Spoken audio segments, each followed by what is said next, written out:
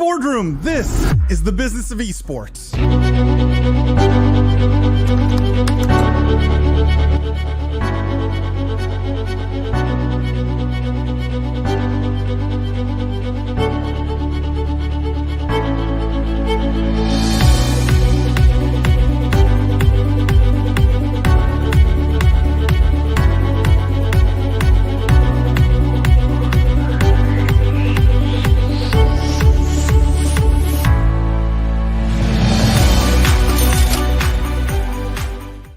The worlds of gaming and esports are evolving every day faster than ever before.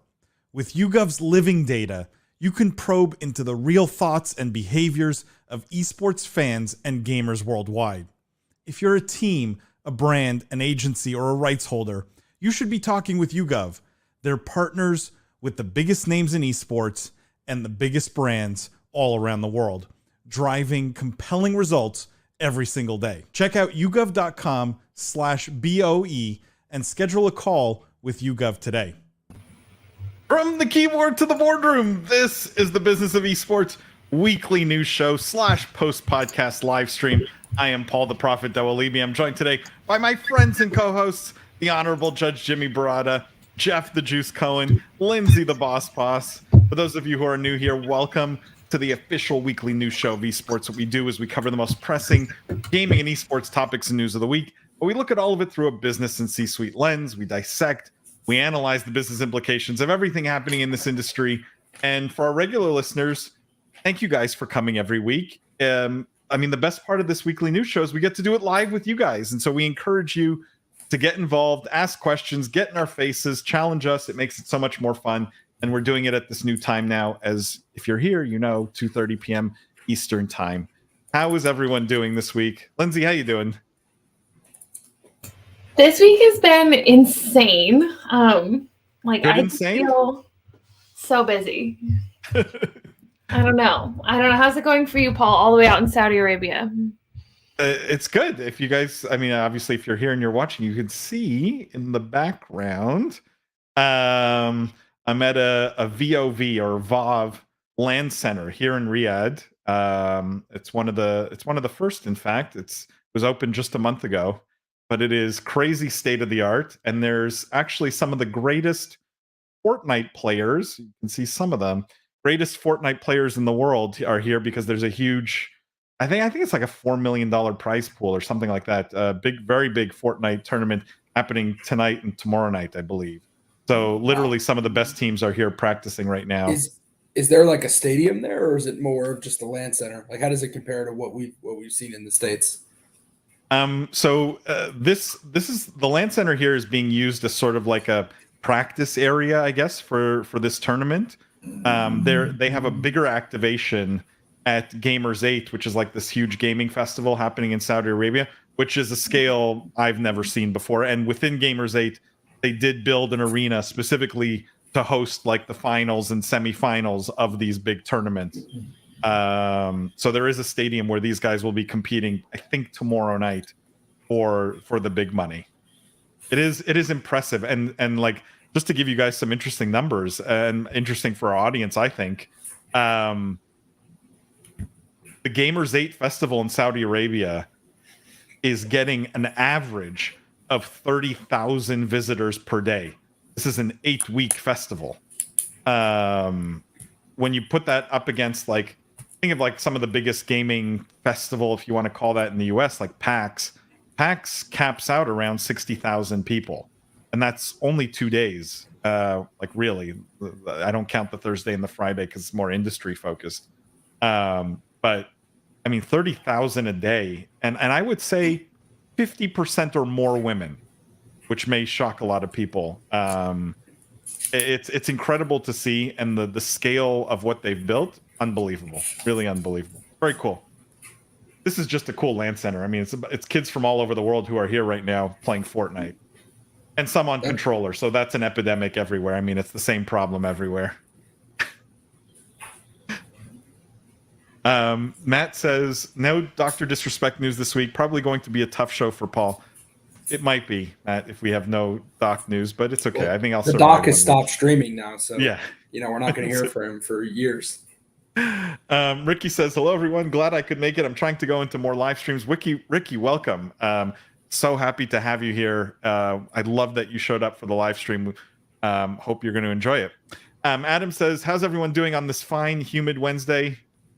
How is everyone doing on this fine, humid Wednesday? I didn't hear from Jimmy and Jeff. I honestly couldn't even tell that it was humid outside because I haven't been outside in like 3 days. Well, the last like 10 days has been basically like so hot here. I think yesterday was not bad. Today, I think it's hot. So, but I'm good. Very good. I'm in California. It's perfect here. So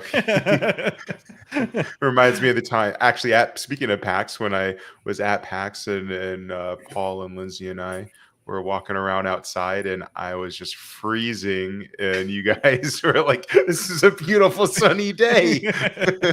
I mean, it was like 63 degrees. Yeah, it's like 62 and sunny and Jimmy's like shivering. That's sweater weather. Matt says, did the doc actually make it official? Matt, I don't think so. Not that I heard. So I think it's still up in the air. Chris says, phase sub for lunch and Business of Esports. Let's go.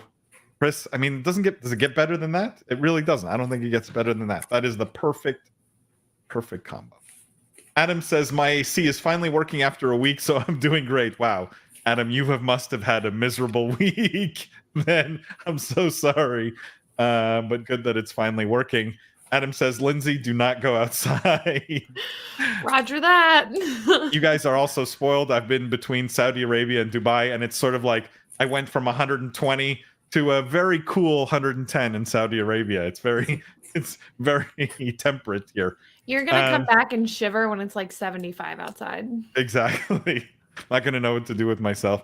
Guys, we have so much news to talk about this week. Before I do that, I just want to tease the podcast coming out this week. We had Grant Zinn, who's the CEO and founder of Beast Coast, which is an esports org. If you're not familiar, they're doing some cool things over there. Different take on esports, more content and media focused. I think it's really interesting what they're trying to do. So definitely check that out. Obviously talked a lot about content and esports. So that's what's in store this week. Grant Zinn, the CEO and founder of Beast Coast, which, by the way, I think is a very clever name, and I did ask him about it, so you'll have to tune in to hear his explanation for that name. All right, guys, let's talk news. I want to start. So I have a bunch of Valorant stories. I'm just going to say that now, which I promise we're going to get to. But I want to start with what I think was the bigger news this week, because everyone, I think, has been talking all week about the Valorant stuff. But I believe what I'm going to tee up here is the bigger gaming news in general this week. And it has flown under the radar, but I think this is major. And this is a story out of Facebook, believe it or not. And the headline here is Meta Quest 2 VR headset price jumps $100 to $399, gets 0 new features. The subheadline says, Buck's usual trend of 2-year-old hardware dropping in price blames rising costs. So Oculus, which is owned by Facebook / Meta, has said that they're raising the price of the Meta Quest 2, which is like their main flagship headset, from an MSRP of $299 to $399, and that's a $100 increase for both versions, the 128 gig version and the 256 gig version. For a limited time, if you buy a new headset at the $399 price point, they're going to give you Beat Saber for free. So you get a little something, but not much.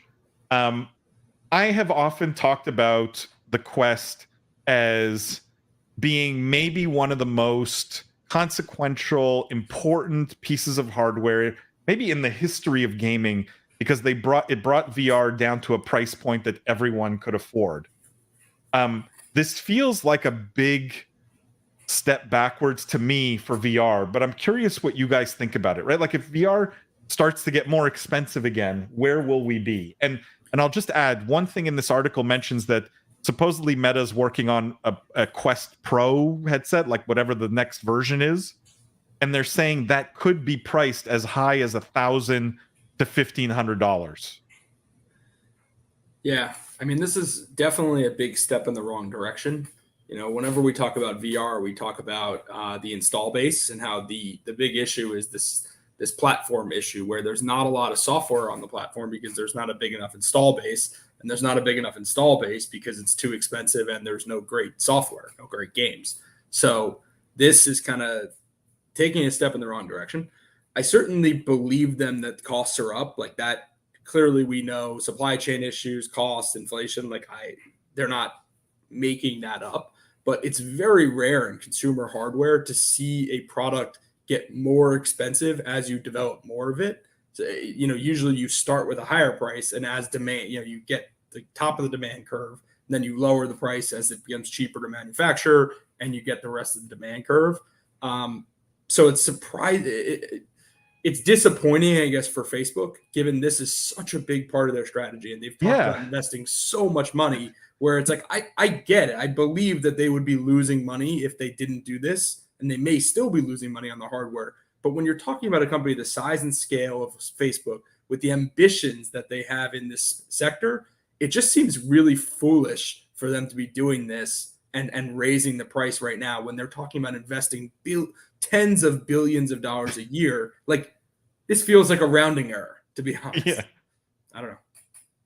I mean, does anyone think that if Meta really believed in their own vision of the metaverse, that maybe there's a business model where they give this hardware away for free?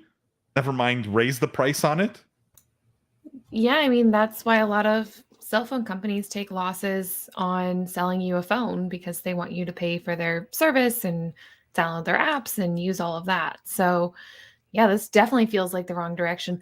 The only thing I can say from a marketing perspective is this obviously makes sales a lot more appealing when you say $100 off and sell it for the exact same price.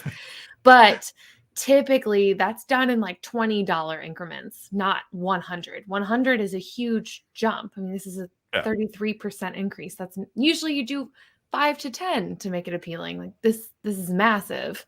And with no new features, it's just baffling. Yeah. Adam says, if there's no new features, why is it a 2? Adam, the Meta Quest 2 is a headset that's been out for like 2 years now. So it's not that they're releasing the 2. The 2 has been out. What they're saying is they've increased the price and are for the same exact headset and aren't adding any new features. Just to clarify.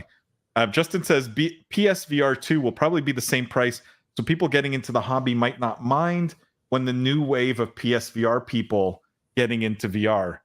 I mean, it could be that, right? Maybe Meta. Do you guys think Meta's looking at competition and going, if PSVR comes out at $399, why should we be selling our headset at $299?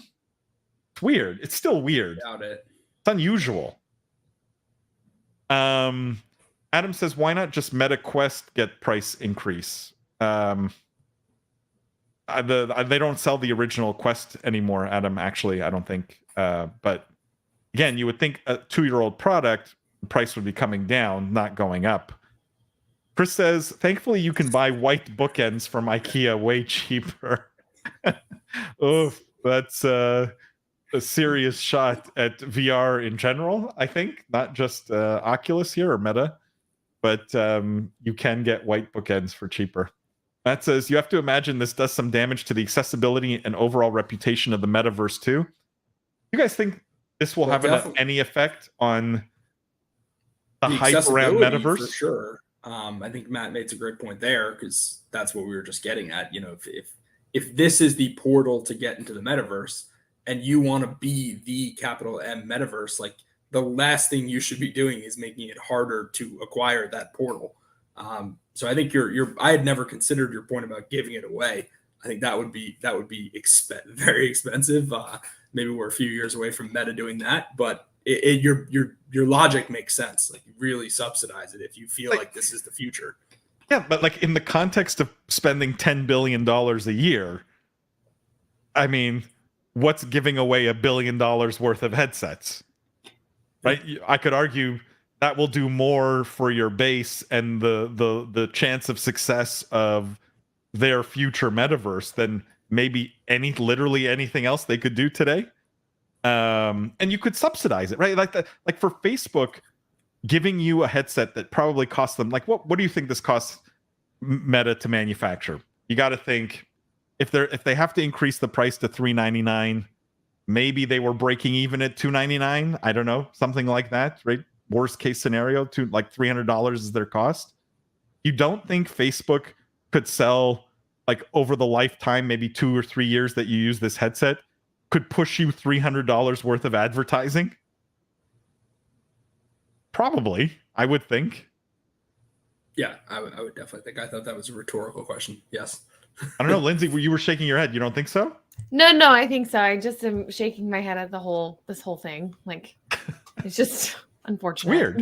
It's weird, yeah. Justin says, I think Meta might also trying to be covering costs elsewhere, since the metaverse seems to be losing money all the time. I mean, it's an interesting comment, but that doesn't make sense. Like, the losses are from their metaverse stuff. They're like hurting their VR business hurts their metaverse stuff, right? If people buy fewer Oculus / like Quest headsets here, it has to hurt their chances on the metaverse side, I think. Greg says this decision was made by an overpaid analyst who calculated the impact of the extra $100 against their VR budget.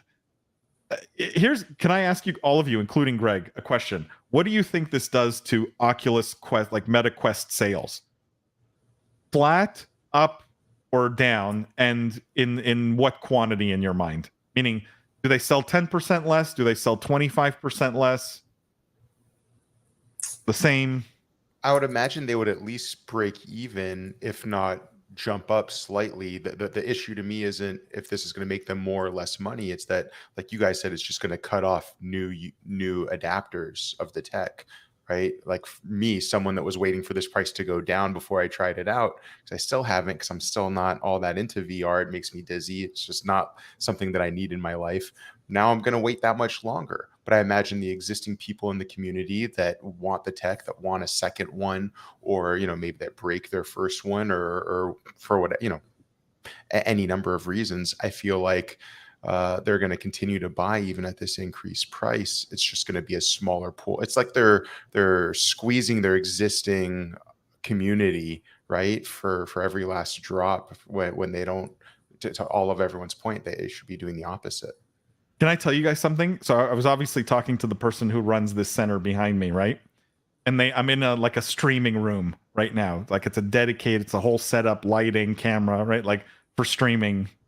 And they have rooms that are dedicated. It's like a single room with a VR headset sort of thing and an omnidirectional treadmill that you strap yourself into, right? So, like, really as good a VR setup as you can get, right? It's like the mobility with the best headset you can buy today. They were telling me that the VR rooms are always sold out, always packed. The streaming rooms, always empty. And that for future centers, they're going to replace streaming rooms with more VR rooms. Wow. So, like, I don't buy all the VR hate completely. Like, I think there's some... That leads me to believe that it is a cost thing, right? So people like it, yes. want to do it, yes. But it's just they can't afford it. Like, yeah, and like the setup here is probably like $5,000-$10,000, if not more, right? So, like, most people cannot put that in their house. Yeah. Unless you're Troy and Abed, Paul, with the Dreamatorium, right, from Community. So little throwback. Troy and Abed in the morning.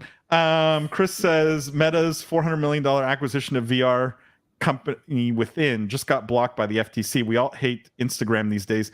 Time to short Facebook. I mean, Chris, I just think if they can realize the big vision in the long term, they're in a good spot. They have the hardware, they have the user base. I can't disagree, though, that they're not that cool anymore, right? There is definite backlash against anything they're doing. Lindsay, sorry, you have comments on yeah, this. I was just going to add on to that and say they just keep continuously driving their reputation into the ground. Like, this is yet another example of that. Yeah. And it's not, to me, this isn't like a huge hit. It's kind of niche, but I don't understand their brand vision. They changed their name to Meta. They're supposed to be all about the metaverse. And then all of a sudden they're going to make it way more expensive to get into the metaverse when people are already hesitant. Like, it just, every time there's kind of a chance to refocus and reframe, they go in the complete opposite direction that I would choose. It's We're also entering a recession too, where people are probably going to be spending less on things like this on top of all of that. So swing and a miss, I guess. Swing and a miss. Yeah. Ricky says could be stagnant because at this point, if you didn't have a Quest 2, you were waiting for a price drop. Now it's a price raise. I don't know if anyone's going to get it now. That's interesting because I think that's super insightful. I think anyone who hasn't bought one yet is probably in that camp of like, technology gets cheaper, I'm going to wait, right? Like the people who are like crazy about VR have already bought a Quest 2.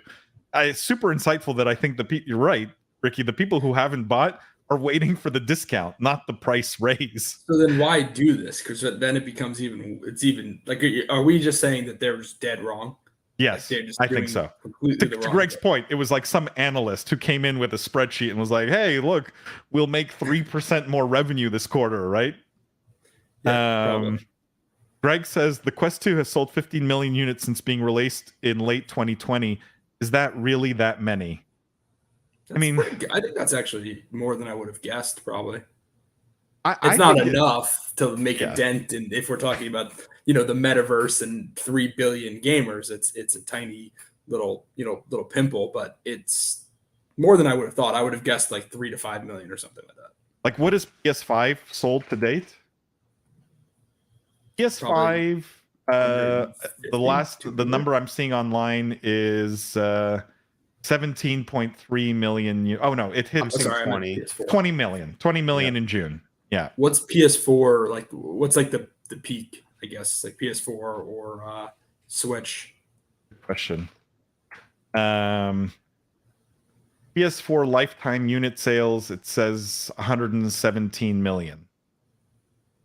It's over a much longer period of time, but I get where you're going. Yeah. I mean, yeah, it's an order of magnitude difference, roughly. But, 15 million is nothing to sneeze at for bleeding edge kind of stuff, where with very few like games to really drive adoption, right? It's not like people buy this to play the latest Call of Duty, right? Like, there's really not as much drivers. I think that's and I think the biggest reason it sold 15 million was the $299 price point. It was a price point that almost anyone could afford, basically, like as a Christmas gift or birthday gift or whatever. Adam says most stream at home, I think, and do VR periodically as more of an event. For me, I like VR when I play it, but has never been something I've yet been pulled to buying. I mean, Adam, if they were giving you a headset for free and it was ad supported, would you take one? That's what I'd like to know. Who would take a free headset if it was ad supported? The Quest 2 from Meta. Here you go. Justin says, I think PSVR comparison is better. Latest article from January 2022 of PSVR is 5 million units from 2016 to 2022. I mean, Justin, that's interesting. In that context, the Quest 2 is a massive success, right? When you think the might of PlayStation and they only moved 5 million units in 6 years, I think in that context, again, because of that $299 price point, which I don't think PSVR ever hit. All right, guys, let's move on. I wanted to make sure we talked about that because I did think it was interesting. But we have lots of Valorant and Riot news to get into that I think is worth talking about here. Adam, before I say, Adam says, I'd take the free headset, play it monthly. Free stuff is the best. There you go. Meta, if you're listening, I just gave you a good idea. All right, let's talk about Valorant, because Valorant, if you remember, guys, we had that conversation about their new structure where they were handing out franchises to teams that they deem worthy, basically, and they're not going to charge for them, and like 120 or 150 teams applied. Well, now there's a little bit of sort of fallout from this because the initial sort of rejection letters have gone out, and there are some unhappy esports organizations, let's put it that way. So let me just pull up this article here. The headline here is all teams and organizations that have left Valorant before 2023 VCT partnership. Gone for now, hopefully not forever. So what has happened is some of the notices have gone out that they're not going to get spots. Namely, Complexity was the big one. I saw a lot of news this week that Complexity kind of was grumbling that they didn't get a spot. So as a consequence of this, they've parted ways with their Valorant roster. They're ditching their Valorant roster completely. Same with Accrue, same with Soar, same with Rise. Also, NYXL. I didn't even know NYXL for Valorant had renamed to NYFU. Which, how did that get past quality control? I would like to know. Yeah, that's just interesting. Okay. Because it must not be a native English speaker who made that one. It's definitely on brand with the city of New York, I'd say. But I guess if they want to lean into it, yeah, that's pretty funny. Someone tells me they didn't do it on purpose. So teams now leaving Valorant because they're not getting spots in this new structure, right? In this new league structure. And there's, I guess, grumblings from teams because they're not really sure how they were not picked, right? There's some big names on this list, right? Dark Zero, Complexity, Soar. These are big esports names. I'm curious what you guys think of this. And let me just add one more story to give a bit of color or context if it changes your views here. But this headline said, Valorant hits worrying benchmark at VCT Masters Copenhagen with record low viewership. So it says esports fans are seemingly losing interest in following Valorant matches from their homes. So this was some of the worst numbers ever for Valorant. It had the lowest average viewer in their history, 317,000. And this was with 12 teams that were competing in Denmark. So, and you can see here on screen some of the average viewership, depending on what stage they were at. But the lowest was 317,000. It peaked, average viewership peaked at 469,000. So some big name teams getting left out, and then viewership sort of hitting some all-time lows. What is your read, guys, on Valorant esports in general here? Jimmy, do you have thoughts? It's going to be interesting. I'm not sure. There's obviously reasons why some of these big name teams were left out. We don't have access to their application, and when you look at the other teams in context, especially with the low barrier to entry that Riot provided to allow greater opportunity for some of these teams, I'm not sure if it's based off of viewership, based off of a competitive nature of trying to make it a better sport, or maybe trying to give some tier 2 teams and lesser known teams an opportunity where they feel like there's too much power at the top. I don't know if that last one's the case, because there's a lot of big names that we do recognize that are partaking here as well. I think it's still a little too early to judge for me. I heard rumors. None of it's confirmed, but like Cloud9 supposedly has moved ahead in this selection process. NRG has moved ahead in this selection process. Like some big name teams have also been leaked as like having been moved ahead in the process. So they haven't officially announced who. No. They just eliminated some. Correct. And that was not made public. It's just some people, those teams got made more kind of. I don't know if Riot made an official announcement, but the teams like Complexity made an announcement saying we didn't get a spot, so we're ditching our men's Valorant roster basically. Again, I would want to see. Oh, sorry, Jeff. No, go ahead. I would want to see the application more thoroughly, right? I mean, you see a lot of these teams that might have conflicting sponsors or conflicting interests with the league itself and what they're going to be forcing the teams to comply with to go through that process. So it might not be just a big name kind of and big audience gets you the spotlight. There could be just it sounds more like whether or not they're a fit for the league, on what the league's going to provide to the teams, to the players, and to the competitive element of the sport.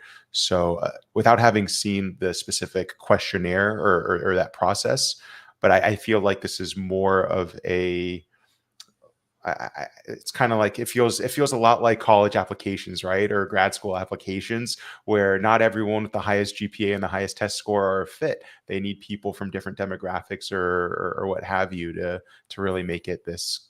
I don't know. I hope I'm not giving them too much credit. I hadn't actually thought about the business side of like, hey, if our league's going to be sponsored by this, but this team is a big sponsor of that, like maybe it's not a fit. Or even maybe what they're requesting. It's like some people might say, hey, we're in, but we want this rev share, and that's not what they're looking for. So I had just been thinking, oh, they probably would just take the 25 like most recognizable ones that applied, like duh. But that's why I guess I don't run Riot Esports, because what you're saying makes a lot of sense.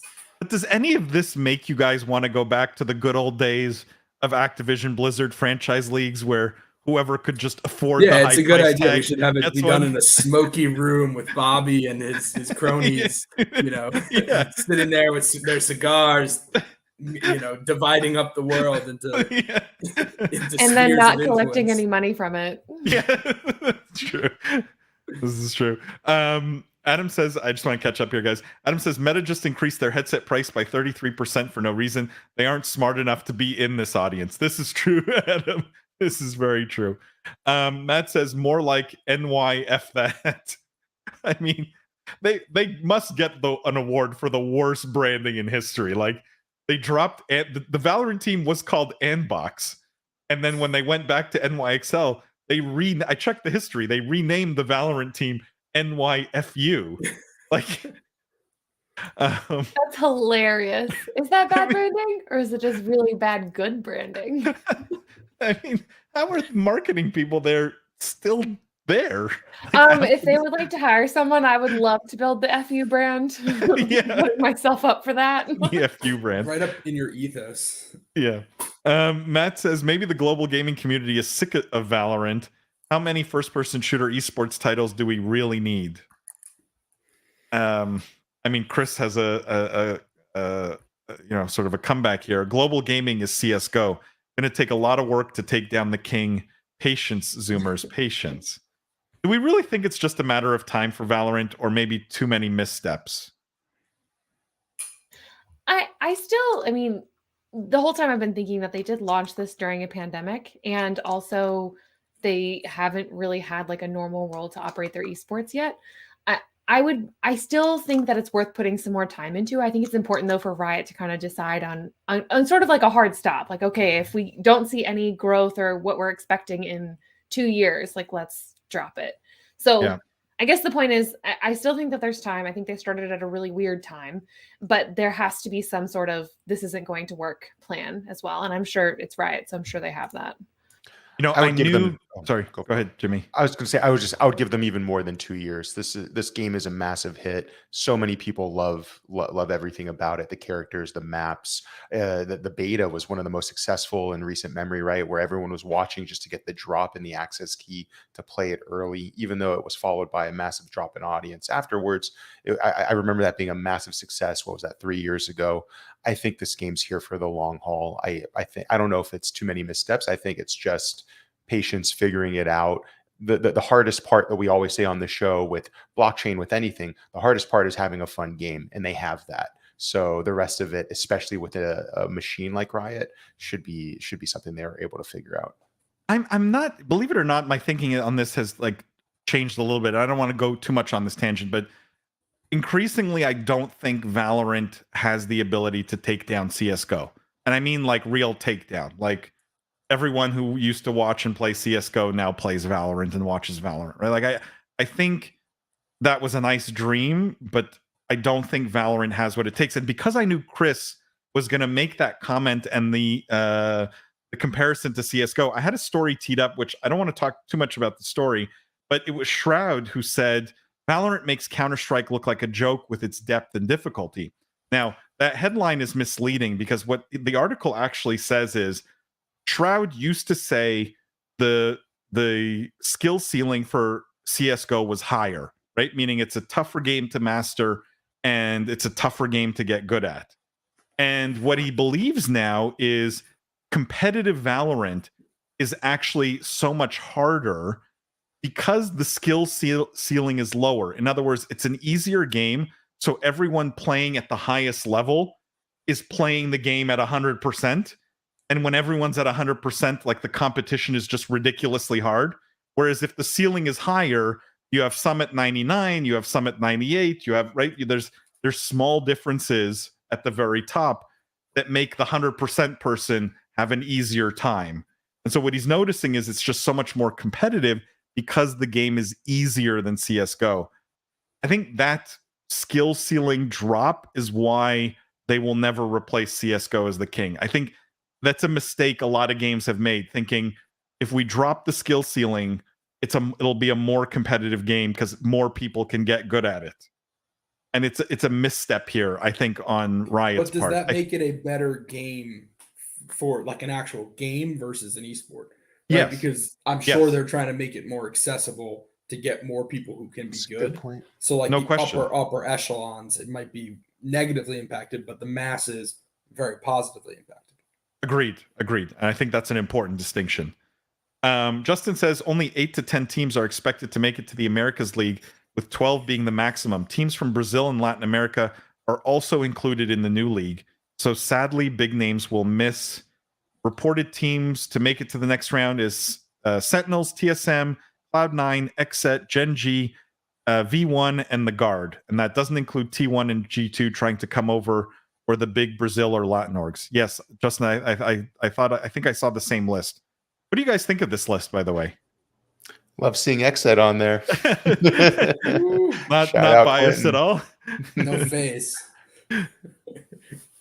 No phase. That's true. I mean, I guess that's not their ethos, but To me, exactly your point, Jeff. This is a very competitive list, right? These are teams that I think on Paul's hoodie org versus competitive scale definitely skew on the more competitive side of things. Agreed. I'm proud to put Xset there because I think we do a good job of both, but we have some great competitive teams over at Xset, Gen G, Sentinels, TSM, Cloud. I mean, this is a stacked list. If this is the true, I understand this isn't official, but this is what the leak is or what we believe. This is going to be a very competitive league. Putting that in context as to why some other teams were excluded. Again, it's not just about power, viewership, size. I think they want to make a competitive product. I mean, I'm not going to watch it without NYFU, but Greg says it's an abbreviation of New York Fury. Okay. That's the excuse you put on a license plate application, Greg. 100%. Also, can you imagine if their ticker was fur instead?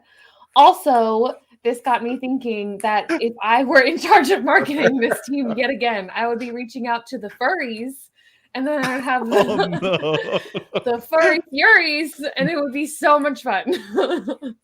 You heard that, NYFU? Lindsay is available for genius marketing ideas. Chris says, note Jimmy smile. There you go. He's not saying, he's not disclosing anything officially. So you want to read into his smile, go ahead. I have nothing to disclose, guys. I'm just happy to be a part of a great org with some great leadership. So yeah. Guys, I want to add one more two more Riot stories here. Let's roll through the Riot stories here because they're not all connected, but it's all Riot. And this one was a head scratcher for me, and I'd love for you guys to. I want the sort of the tinfoil hat theories on this one. This is Misfits, supposedly in negotiations to sell their LEC slot. So Misfits has been in League of Legends, European League of Legends, since 2017. Supposedly they're in negotiations to sell the spot.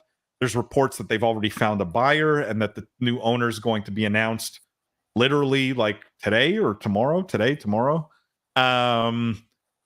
Why, I think multiple times we've talked on this podcast about like the top esports teams from a valuation perspective, the one common thread is they all seem to have League of Legends franchises.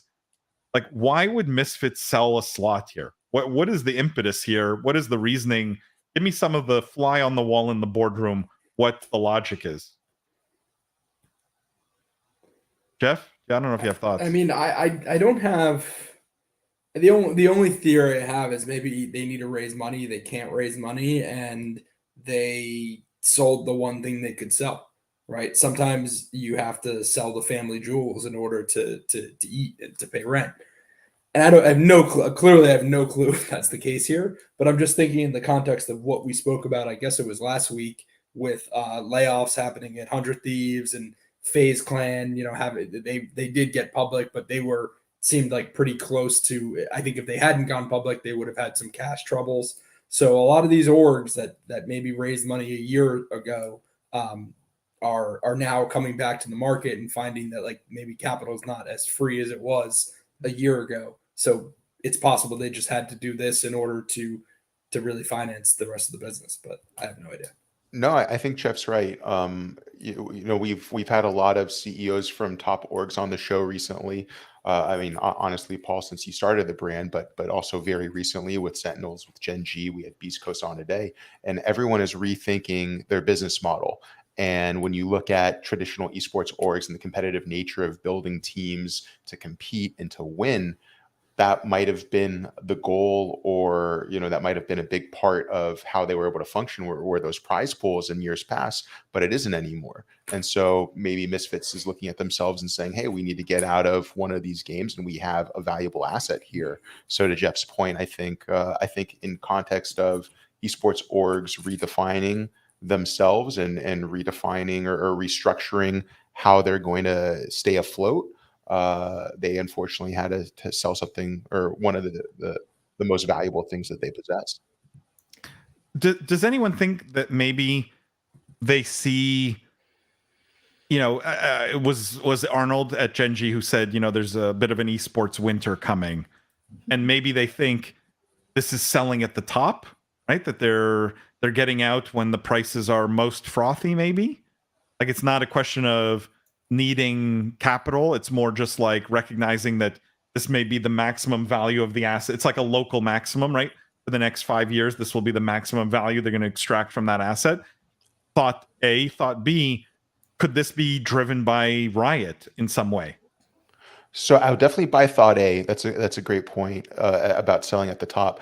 Honestly, with regard to Riot, I think this just gives Riot a lot of credit in that they offered these teams an entry-level price point to get that franchise slot, where they were able to use it to play, to compete, and could then resell it. We've seen a lot of people sell these slots in years past, and it was a good business model for them to buy and hold, as opposed to Activision, where you would almost never be able to sell that for what you'd bought it for. So I would just give kudos to Riot, honestly, in this context, where Misfits bought, competed, made it part of their brand, selling it for a profit. It was a good endeavor for them. It's not part of their future anymore. They need the cash, and they're going to still come out ahead. League of Legends franchises like the Rolexes of the esports world.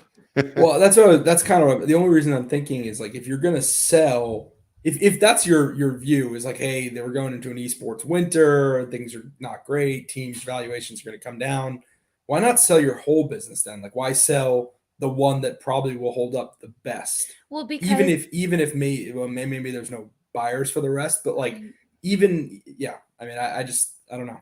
I think that's the one. Like, if I had to guess, like 3 years from now, like, will the rest of Misfits, assets do better than the league, the LEC one? I would say no. Like, you'll probably, if there is an esports team winter, you'll probably see a flight to quality, and some of these secondary and tertiary teams are the ones that will get hurt. But like the big franchise, like League of Legends slots, will probably hold their value better. I mean, maybe, but there's also obviously a ton of other revenue streams like coming in at this point from content creation, all kinds of other things.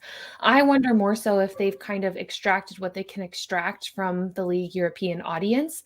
They've built up the fan base, they've gotten followers, they've done what they can do. And now, to Paul's point, there is an esports winter kind of coming. This is an easy way to supplant your business with cash, and you can still count on a lot of that audience maybe kind of staying with you as you move into other league tournaments, other content creation ventures, whatever it may be. They also might not have found a great connection in the League European audience, and it's just like, hey, we're kind of moving into an esports winter. Yep. We were really successful. We made qualifiers a couple times for Worlds. It's just time to focus on building a different audience or taking our league team in a different direction. The geography one's a good point, Lindsay, that I don't think I thought about. Like, Misfits is very much like Florida based now, right? Like, it's more East Coast of the US, feels like more Southern US. Like, they really have made an effort to try and own Florida, I feel like, at least just based on their PR. So like maybe the European play felt disjointed and they felt like they could monetize it by selling it. Justin says, looks like they sold to Team Heretics. Also seems like they will leave the LFL, so they will fully be out of league. Yeah, I mean, that sounds kind of like a big strategic kind of decision, right? Like, we don't want to be in league at all. Let's divest the assets. Matt Matt says it also seems like content creation is more valuable to esports orgs versus the revenue brought in from the actual teams they field. You can cut the teams and dedicate more dollars to creating engaging content. Yeah, I mean, like you guys will hear on the podcast this week with Beast Coast, there are definitely synergies between esports and content creation, especially because a lot of times it's the same people making the content and competing. Chris says Spanish esports is making a hell of a run. Paul's Riot play might be right. Also, rumors of a new owner at Misfits 2. Lots of details to look at in the coming days. You know, this is why I threw up that last sort of thought. Could this be driven by Riot, who wants to change sort of the mix of owners in LEC? I don't know. Maybe there was pressure there to divest the asset from Riot. Chris says Spanish streamers are wildly valuable as of late. Great place for Riot to position themselves. This is true. I mean, that is just a fact. And I'm hoping that you guys talked about that with Beast Coast, because I know that they have some teams in Argentina and Peru and whatnot. So yeah, they're very bullish on that region. Very bullish. That's Spanish speaking, not Spanish, just to be clear. But any Spanish speaking team in League is going to appeal to that audience that speaks Spanish in other places as well. Yeah, one of their biggest, without giving too much of the episode away, but we talked a lot about Dota in like Latin American markets and how that's just exploding right now, and there's where they're spending a lot of their time and focus on. All right, guys, let's move on. Let's talk about one last Riot story, and then I promise we're going to move on. One last Riot story here, and the headline here: almost every future Riot Games title will be competitive, says esports head. So the subheadline here, and it's a quote: I think that almost every game that you see Riot produce and develop will be competitive. This is from John Needham, president of esports at Riot Games. He's shared that nearly every game that the company makes will be competitive with some sort of esports component to it. I'll read just some of the other quote because there's a bit of color here. He says, if you look at Riot's games, almost all of our games are competitive games with varying levels of whether they'd be good sports or not. We've talked about Lion publicly. That's their fighting game that's coming up. Obviously, esports is a really core part of the fighting game community, so we'll be investing there. But all the games that Riot produces, we really look at games that can span generations. Usually those games are online competitive games, so I think that almost every game that you see Riot produce and develop will be competitive, which by its nature of being competitive, then there'll be some sort of esports component to it. What do you guys think of this statement, this strategy? You know, it's obviously very, and I'm not knocking the strategy or the person or anything but it's very convenient for the head of esports to be like, esports is going to be a part of everything we do, right? I mean, it's like, yeah, it's his kingdom within Riot, and obviously he's going to be excited about it. But what do you think of that as a strategy, Jeff? I think it's a good strategy. I mean, it's smart. What Riot does well is build long-lasting competitive titles that they then tie in esports leagues and create, grassroots community around. Like it's sort of like what they did with League of Legends. It's now what they've done, I think, really successfully with Valorant. Like if I remember 2 years ago when we were talking about, or whenever, before Valorant launched, like people were wondering if they could follow up League of Legends and how Valorant would do. And I would say, I mean, maybe it's a victim of its own success, of the success of Riot to some extent, but I personally think it's been a massive success. Like I think, I mean, I guess that's a different topic that we can go down, but I think it has probably exceeded most people's reasonable expectations. And I think it's smart to stick to your knitting as a company and keep doing what you do well. I mean, we've seen other companies fail, like BioWare, when they were really good, like single player RPG narrative game studio. And they were like, we're going to build a live service, like action title. Well, it failed. Like we've seen that story many, many times where companies try to go outside of their core competency. So I think it's probably a smart strategy. Jimmy? Or did you want to jump in? I just wanted to sort of not redirect, but get narrower with the conversation here. Like, I want to know what you guys think about putting artificial boxes as game developers, right? Like, the goal at Riot, in my mind, one of the potential goals is just to come out and say, we want to make fun games, right? And if there's a competitive scene and we can foster it and support it, fantastic, right? Instead of coming out and saying, we want to make only competitive games, right? Every game we're going to make has to have a competitive component.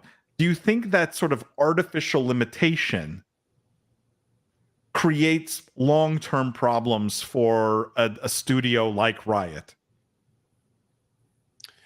Yeah, I get what you're saying. One, I take this with a grain of salt. Yeah, it's the head of esports that's coming out, and maybe it's a self-fulfilling thing. I see this more as like a decision of Riot as a whole, and the head of esports was the one that got to announce it because it massively affects, in a positive way, his department and his oversight, right? So for starters, I think one, this is just Riot saying we're making a bunch of games. All of them are going to be multiplayer, right? All of them are going to have a competitive element. They're not going to be single player or passive games. These are going to be active and engaging. To your question, I don't know if that limits them or not, because they're really good at doing that, and they don't need to make games that aren't competitive if they're so talented. And if, as we've seen, that competitive element is really a driving and marketing force for the larger vehicle. With us talking about esports over the years, there's two things I think that we've concluded. And one is that esports is an amazing marketing vehicle for game sales and microtransaction sales of the game itself and of the products that you can sell within the game. But two, the teams that compete in those esports titles are having a much harder time monetizing and becoming successful, right? And that's going to be the interesting solution or problem to solve over this next year, over this coming winter, is how that's affected. Riot saying they're going to keep making games that teams can keep competing in. That's not news or a surprise to me, because they've done that twice over now very successfully, and it's helped their product. Okay, but Jimmy, who is this announcement for? Because I want to make a point here. Who is this for? Is it for esports team owners? Is it for players of their games? Like, who was this announcement for? And it is a trick question here, because I think no one's going to get the answer. At least, there's kind of just like an interview. I don't know if it was like an announcement, right? It was more like, okay, but I mean, there's a whole article about this. I think it's right? their strategy, and he just was saying it. So like, I guess it's for investors. I don't know. Like, I don't know. I thought the announcement was also for Riot, was for their, whoever plays is going to be the same as whoever plays any of the other games. It's going to be, tier 3 teams are going to be excited. Players are going to be excited because they can maybe go pro. I think this announcement was for Riot internally and for itself, as not like a secret, but like that's who would find the information most useful. I mean, he also says almost every future title. So it's like, I don't know. Some part of me thinks it's like, I think this is just the guy saying, hey, this is what's in our pipeline right now. Like, we're kind of good at making competitive games, and we're going to stick to that. Like, we're not going to make like a mobile match 3. Like, I don't know. Okay, but this is like where it worries me, because they did say they're going to make an MMO, right? And I think that if anyone can take down WoW, it should be Riot, right? But you try and squeeze competitive multiplayer into an MMO. I'm not saying it's impossible, but like WoW has had 15 years to figure it out and hasn't really, doesn't really have a competitive scene that really matters. I know it does, and I know there are WoW like esports, but they're not really important, right? They're not substantial in any way. So it's like, who is this for, other than potentially looking silly 5 years from now when you have 2 or 3 games that have no competitive scene whatsoever, right? Like, I hate the big statement of like always or never, or like that there's only downside from a communications perspective, because at some point you may make a game without a competitive scene. It feels like it's only for the person announcing it. Like, that's the only audience for this announcement, is, for the head of esports at Riot. Lindsay, you were gonna... Yeah, I was gonna say the same thing. I have a big problem with this being a blanket statement. I also think that I generally don't like to see these things, because it also doesn't allow for a lot of creativity when it comes to the metaverse or Web3 or blockchain gaming, or whether Riot chooses to pursue that or not is up to them, but at least leave the door open to new technologies, new possibilities. And just having this blanket statement, I think is in general just not good for Riot, and really not good for games in general. Like, it just doesn't. Riot is a huge AAA publisher. I don't like to see anyone get pigeonholed and shirk innovation like this. Yeah. Justin says, I think it's for investors and owners. Most players I know would love for Riot to expand into their deep lore and stories, especially from League. Arcane did amazing. And Justin, that's such a good point, right? Like, if anything, the players who read this, there's probably a whole subset like you that are like, no, we want something other than just like another competitive esport.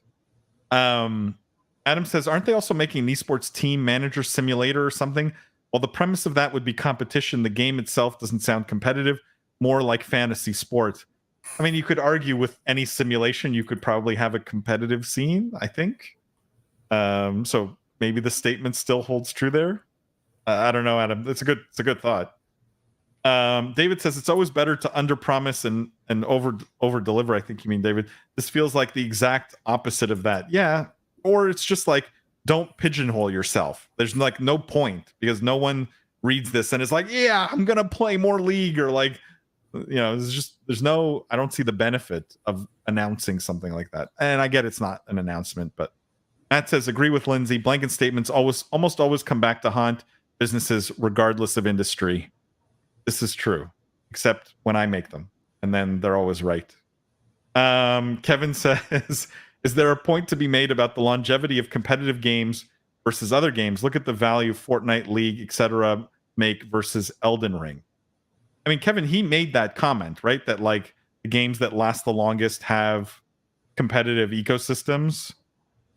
I mean, is that like, do you guys think that that's the pigeonhole that Riot wants to be in, right? The games that last 10 years plus, and therefore they think competitive scenes are the way to get there?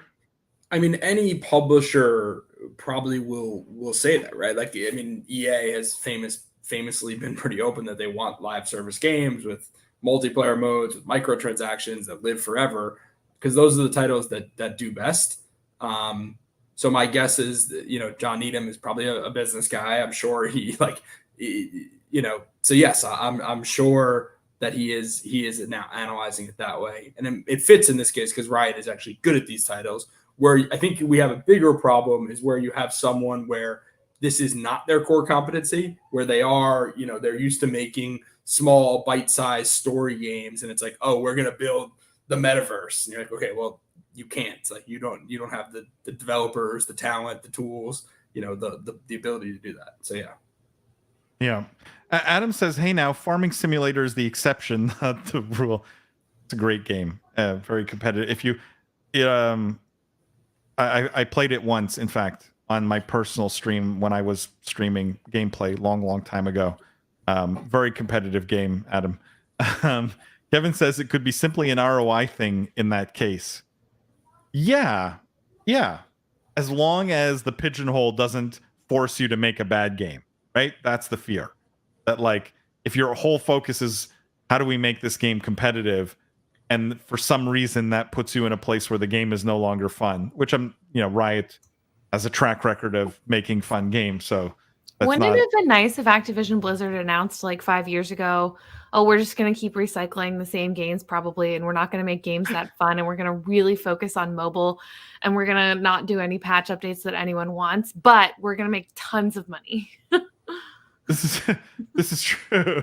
That announcing an ROI thing is all right, guys. Before we move on, I just have a quick word. This live stream, very generously supported by YouGov. YouGov produces the absolute best data on gamers, games, esports fans all around the world. If you're not familiar with YouGov, you need to check them out. Go to yougov.com/BOE. I'll put the link in all the chats that I can. There's free videos, some free data link there.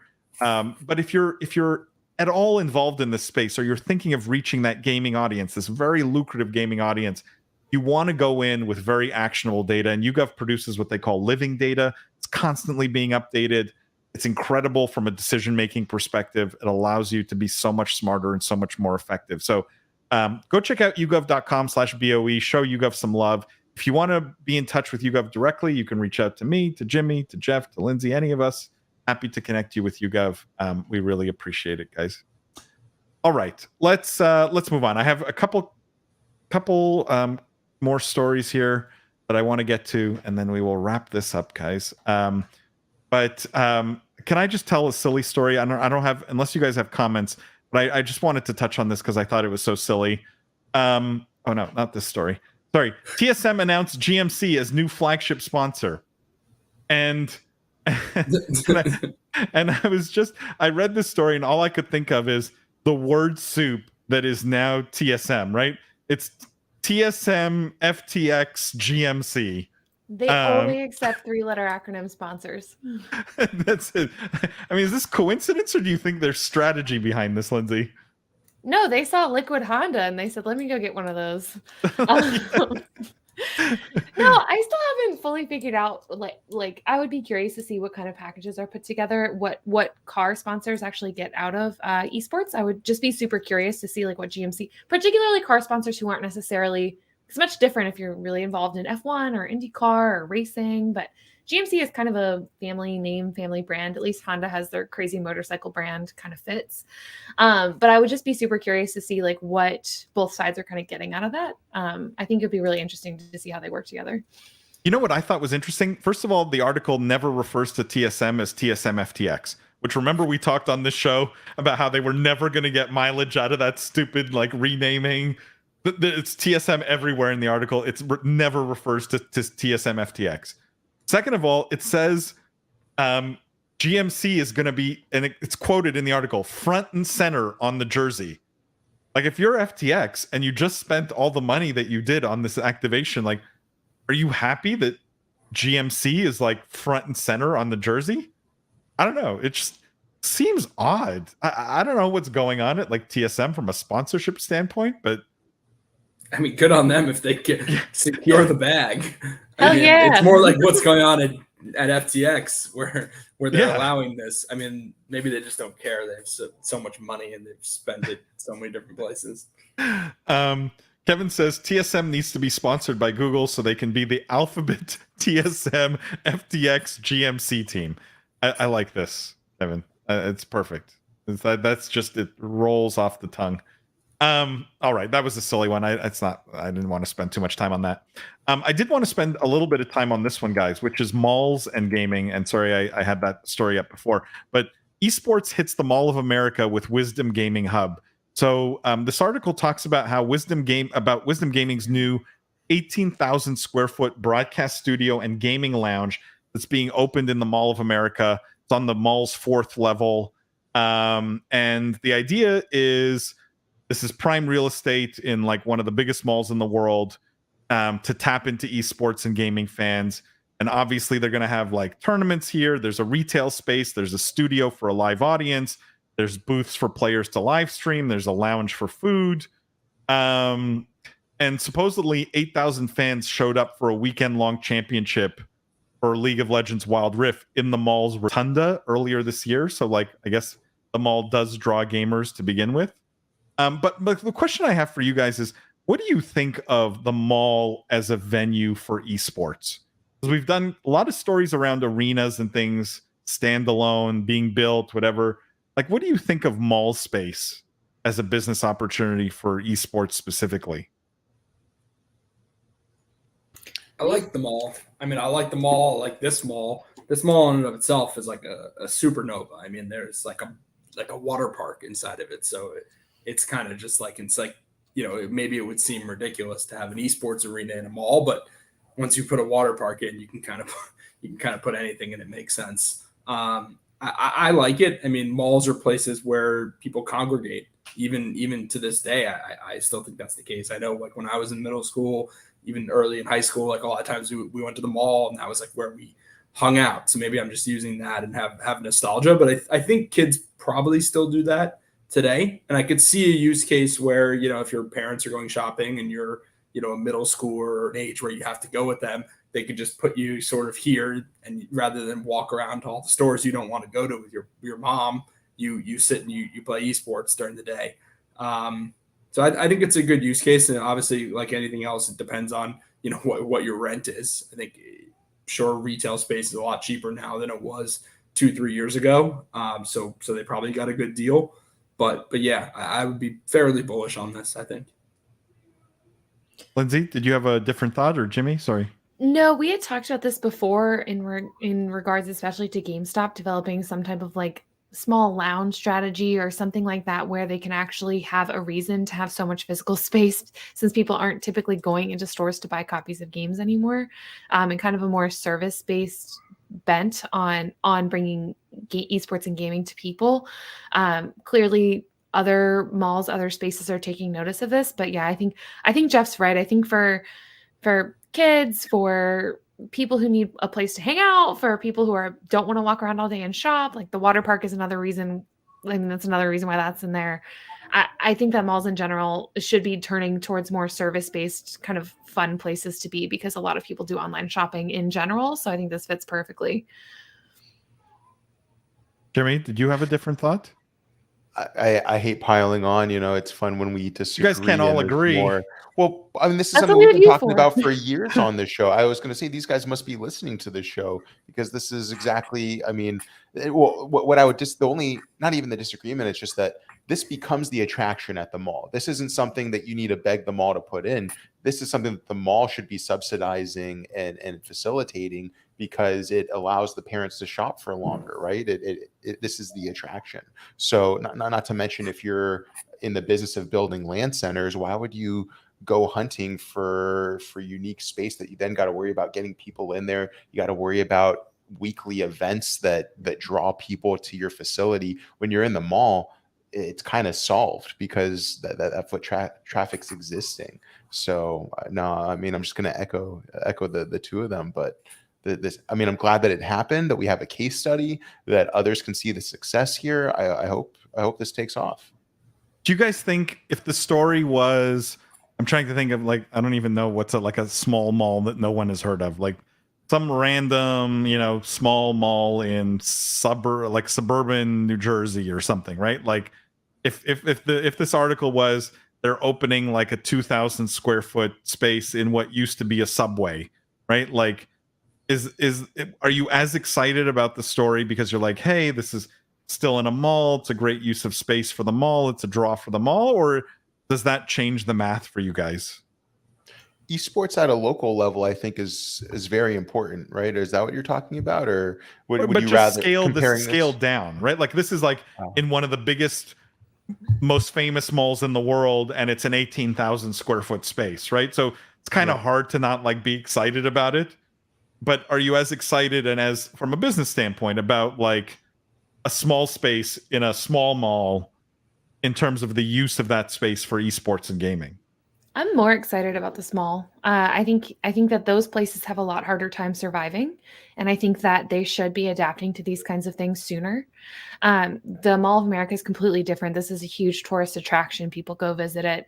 A huge space and a big spend makes sense here. But if you can create a well thought out space for a reasonable spend in somewhere local, that's going to be way more powerful within that community in general. Like Mall of America, you have the indoor water park.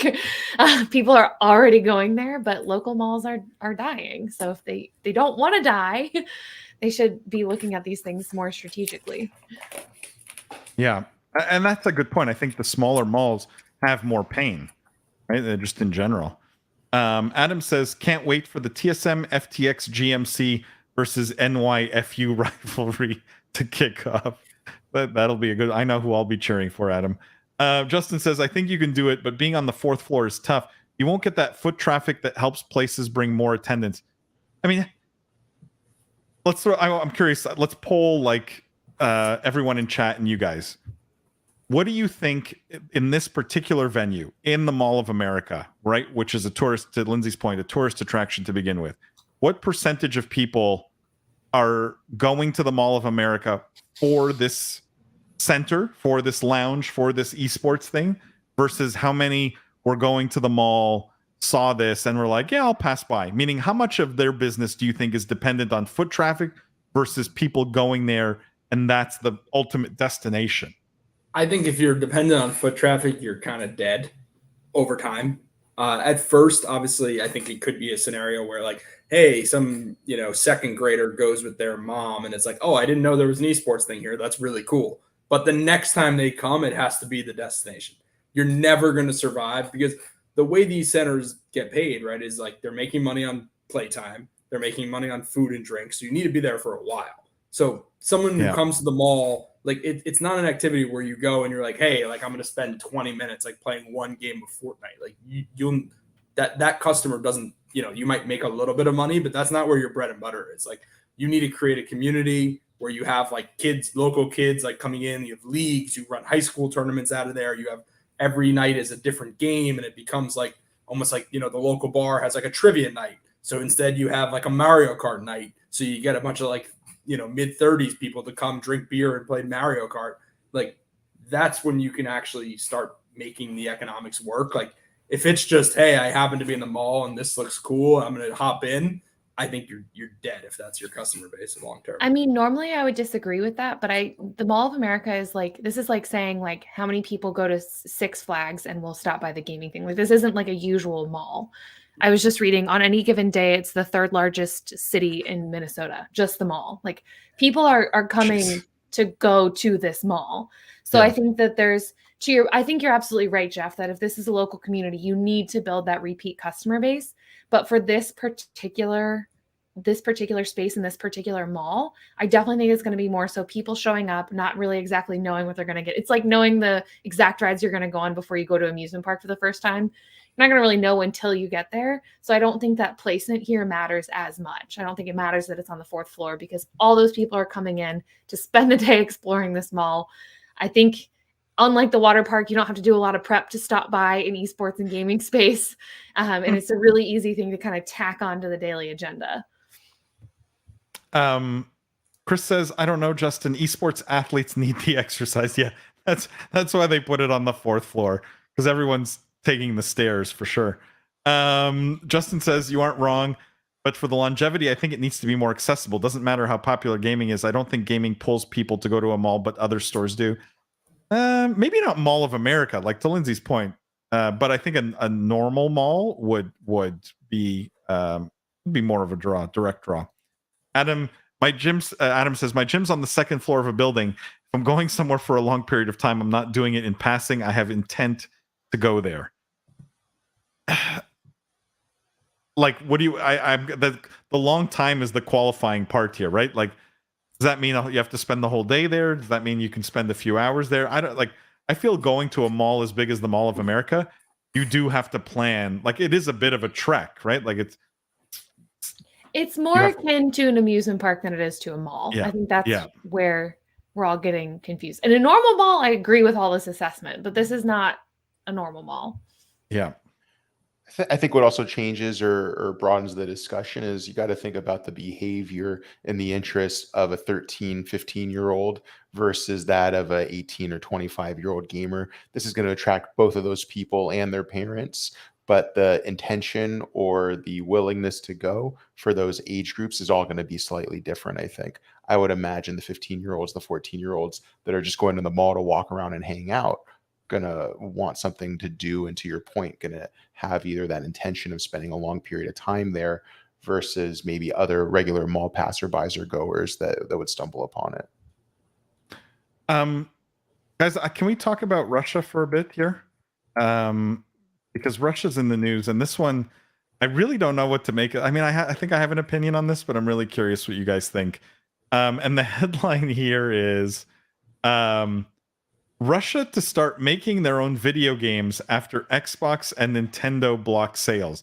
So supposedly what's happening is Russia's state-backed technology and industrial production conglomerate Rostec is looking to create their own game engine, which developers would be allowed to use to build video games. This is according to a Russian business newspaper. So in March, Nintendo suspended all their exports to Russia. Sony suspended all their operations of PlayStation Store and the launch of like Gran Turismo in Russia. EA, Microsoft all halted sales to Russia. Rockstar stopped selling games in Russia. So like there's a lot of companies that have basically completely stopped selling games to Russia. Now, today that doesn't put Russia in such a bad spot because no one's really making new games. But we may see homegrown games out of Russia as a consequence of this. I'm curious what you guys think of the chances of success of these games, number one. And obviously, I guess in that market, you have no choice. But do we think that these games will be played outside of Russia? No. Will they be good, Lindsay? Will they be good, also, fun games? No. Will they be the equivalent of like Russian Ladas? Yes. Okay. This is, I mean, I joke a bit.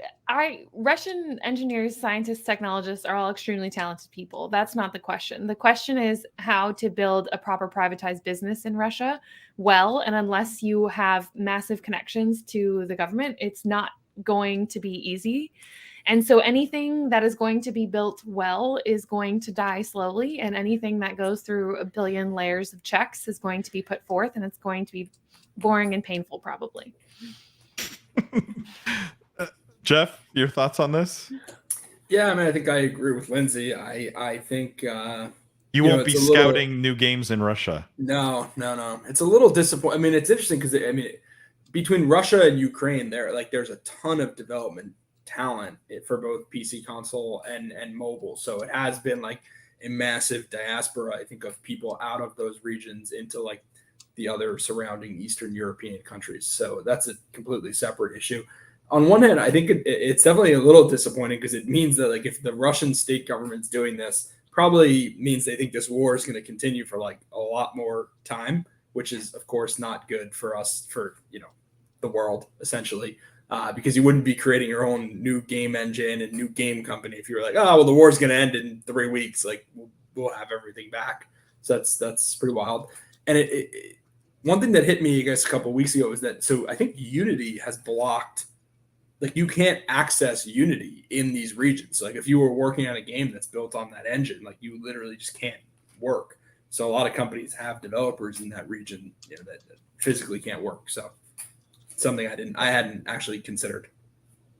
Like international politics aside, like there's an interesting phenomenon here. Like a world of only 2 major game engines to me is problematic, right? Like I don't love that situation. I feel like there's a lack of competition as a consequence, right?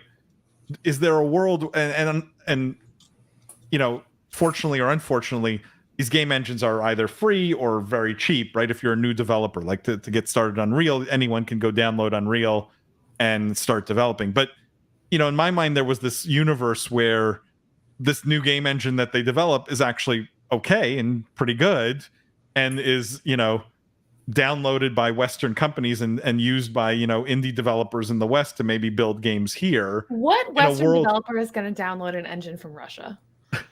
But you know what I mean? Like if there's something that's truly better innovative, than the free engine that they already have.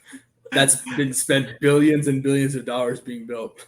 But I feel like the pace of innovation in game engines is actually slower than most people realize. Like I've done a pretty deep dive on Unreal Engine now, and even Unreal Engine 5, while I think is amazing, there's a lot that I think they could be doing more given the resources of Epic Games, and they just don't really have to. Right? It's the reality. It serves the needs of 99% of developers. There's no real need to do anything interesting or different or experimental. And I think that's what's disappointing because so much of innovation in gaming is driven by innovation in the engine. And I think that has slowed. Kevin says, can we talk about Russia, Lindsay?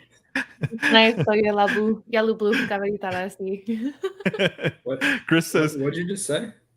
He knows that I like to talk about Russia. Chris says Tetris 3 coming soon. I mean, it's going to be so different from Tetris 2, I'm sure. Kevin says if they can fake McDonald's, they can fake Nintendo. That's true. Yeah. Didn't they changed the logo? I think Justin mentions that. Yeah. I wonder if it will turn into McDonald's in Russia, where a Russian company bought all the old McDonald's stores and use all their stuff. Yeah, I think didn't they just change the name and the logo a little bit? It's called Tasty, I think now. Yeah. Oh, really? Mm-hmm. Greg says, why can't they just create new games like Call of Soldiers and Grand Theft Car Chase? Those would be excellent games. I mean, that's what the Chinese have been doing. So, I mean, we laugh, but that's basically mostly the Tencent playbook in China. Like what was the PUBG clone? Oh yeah, Honor of something, or Honor I don't of even King. remember. Yeah, it's the Chinese playbook. All right, guys, I want to end on this last story here with Logitech in the news, and the headline here is Logitech's new gender inclusive PC gaming accessories come with a pink tax. So the subheadline is phoning it in with vibrant colors and high prices. So they announced some new stuff. If you're watching this live or in rerun, it's on the screen here. This is their G735 headset. It's like a nice white. And then the G715 wireless keyboard and a G713 keyboard, but both include a cloud-shaped wrist rest. So you can see this wrist rest that looks like a fluffy cloud. And then a mouse, G705, they're calling it, for $100. The keyboards are quite expensive. I think they're like $200, and the headset is $230. So this is not cheap stuff. They're quite expensive. What do you guys think of this idea of gender inclusive gaming accessories, and what do you think of Logitech's specific take on it? They're just accessories to me. I mean, I feel like this is such a marketing angle, and it's like, why not just sell all the cute stuff and say, here's some cute stuff? I feel like it's trying to be something that it's not. Well, I think that's exactly what they're doing.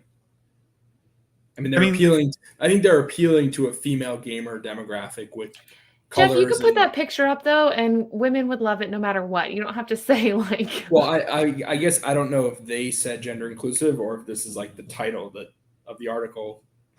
Can I ask you guys a question? Because this really bothered me. Like, I wanted to bring up this article because I was extremely bothered by this. Right? In a world where we talk about inclusivity and accessibility, and we take female gamers as seriously as male gamers, and there's female esports teams, right? And all of this, again, I think gaming is the great equalizer, that there's no physical demand, right? And so it doesn't matter male or female, everyone can be good at gaming. Why? Like, this to me is just the bottom of the barrel in terms of strategy and thinking. What they did was they jacked up the price. The battery life is shorter because these things are so ugly. So like the keyboard battery life, the headset battery life, like barely, it's like half the battery life of the equivalent non-gender inclusive like stuff. So it in some ways, I think it's offensive because it says, if you're a woman and you find this cute, you don't need to be that serious of a gamer. Your keyboard doesn't need to last that long. Your headset doesn't need to last that long because you're not that serious of a gamer, right? But it's white and it's cute, so buy it. And it's expensive, by the way. I think this is the biggest misstep Logitech has made. And I will say Logitech, of any accessory company in gaming, is completely like they're completely lost at sea. I think their whole strategy, they have not produced a good accessory in my mind in the last 2 or 3 years, and I don't really know what their strategy is. They're failing on performance. They're not competitive on price. Am I the only one who feels this strongly about this? No, that was a much more eloquent way of putting into words what I was trying to say. But yeah, this feels so cheap. It feels like a ploy. And if you really were trying to be inclusive, just put this stuff up to sell and make it a nice product. Like, you don't need to throw a bent on it. And you're absolutely right. Is everything else not? If I buy a black keyboard, is that going against like? Yeah. Why can't I just buy what I want to buy? And if you want to make a pink or white keyboard, you can make a pink or white keyboard. Like, there's no reason to like. It's just such a cheap tactic to me to try to be like, look at us. We're so nice. Yeah, but like, does anyone think it's the opposite of gender inclusive, that the black keyboard has twice the battery life of the white keyboard? Yeah, like, ridiculous. No, this is such a cheap way.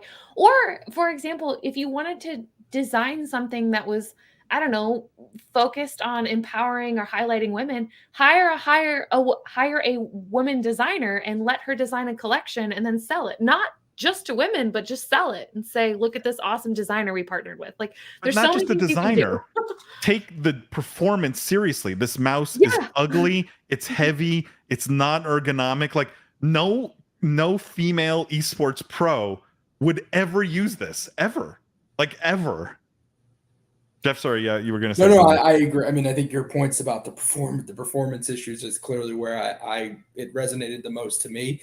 Like, personally, I don't have a huge problem with like what they call, the pink tax. I just think that's business 101. Like, there are plenty of consumer products. Like, you buy a male razor versus a female razor, the female razor is just more because it's pink. Do I think that's like fair? I don't know how we define that. Like, different people have different willingness to pay for different products. So that I don't have any like philosophical problem with. I don't think there's some law out there that says, hey, a mouse that's targeted for one consumer has to cost the same as a mouse that's targeted for another. But I think your overarching point about the fact that the mouse that's targeted for a certain consumer is actually a worse mouse says what the brand thinks about that consumer and what they care about and what they value. And I don't think that it's the right thing to be saying about females. Yeah. I guess. Justin Unless they're said, right and maybe females don't care. Maybe I don't know. Yeah. Maybe we'll find out. Maybe they're right, No. but I'm on your side. I think. Here's my PSA. No one should be buying Logitech accessories right now. They need a total rethink of their whole product stack. And it's amazing because I always think Logitech was very much at the cutting edge. And like when they did the Herman Miller chair, I thought very smart. But they have completely lost their way. They're not competitive literally in any category. Headsets, keyboards, mice, not competitive in any one, not price or performance. Justin says, Jeff, they did not call it gender inclusive, but that is not saying they aren't marketing as that. I mean, good point, Justin, but like these articles are curated, or like this is managed by Logitech's PR team, right? Like this article was not written without the involvement of Logitech's PR team. And clearly the focus is on selling the gender inclusivity of it, even if it wasn't part of an official press release. Yeah, and Jeff, to your point, I totally understand different willingnesses to pay. And if they had, again, just put this on their website as, here's a keyboard that looks really cute, it has worse performance, but it's nice looking. If you want to add it to your studio, it costs more. Totally fine. That's a difference in willingness to pay. But the way that it's framed is just so icky to me. Yeah. Lindsay, you know where we see this is like with stuff for lefties, right? There's like a whole bunch of stuff that you can buy specifically if you're a lefty, and it always costs more than the equivalent stuff for a righty, because they produce it in less quantity, like, so you sort of get it. Yeah. But the performance is always the same, right? It's not like a worse product. At least you're getting the same whatever. I don't even know. I'm not a lefty, so like I don't know what you need to buy as a lefty. Yeah, charging different is okay. It's just how you decide to justify that. Or if I were them, I just wouldn't be justifying it either, right? It's just like, this is just what it costs, which I don't think they obviously didn't come out and say this is why we charge this. But like, I don't have a problem with the cost. I have a problem with the cost and then the worst performance and then the marketing all together. Guys, that brings us to the end of this week's weekly news show / post podcast live stream. I just want to say thank you to everybody. Thank you, Jimmy. Thank you, Jeff. Thank you, Lindsay. You guys are amazing as always. Make sure to follow all these people, guys. If you're here often, like, follow everyone on LinkedIn, follow everyone on Twitter. I know Jeff has his here, but make sure you follow everyone here. Like, so many interesting things and content that comes out during the week from all of us. So make sure to follow everyone personally. Go subscribe to the Meta Business podcast that I do with the Juice, and go subscribe to Lindsay's Meta Woman podcast, which she has amazing guests every single week. And don't forget, make sure you subscribe to all of our social channels, where we put out so much more content than just the podcast and this weekly news show. You get a whole bunch of content, extra content on Instagram, on TikTok, on LinkedIn, on YouTube, you name it. We put out all kinds of additional content on all our social platforms, and we would love for you to subscribe to all of them. Thank you to everyone who came today, everyone in the chat. We appreciate all of you. I've gotten so much feedback that you guys are loving the new time. We're going to keep it here, 2:30 p.m. Eastern time. We appreciate all of you. Don't forget, guys, the most important thing, the future is fun. We'll see you guys next week.